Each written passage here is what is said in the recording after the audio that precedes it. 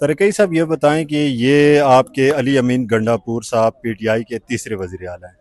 पहले परवेज़ खटक थे, फिर महमूद खान थे, अब अली अमीन गंडापुर। अगर आपको न्यूट्रल रख के आपको जज करने का कहा जाए तो तीनों में से कारकर्दगी किसकी बेहतर है?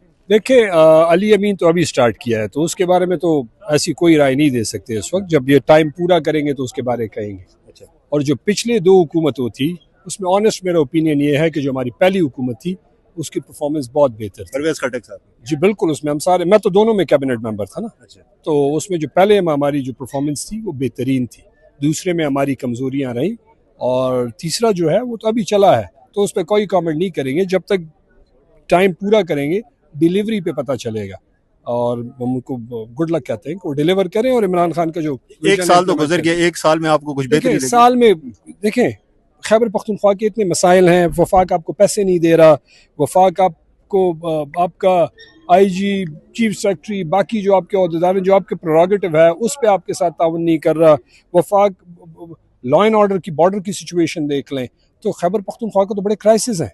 और इस वक्त वफाक चाहता भी यह है कि वहाँ पे तहरीक इंसाफ जो है वो डिलीवर ना कर पाए, वो फेल हो जाए।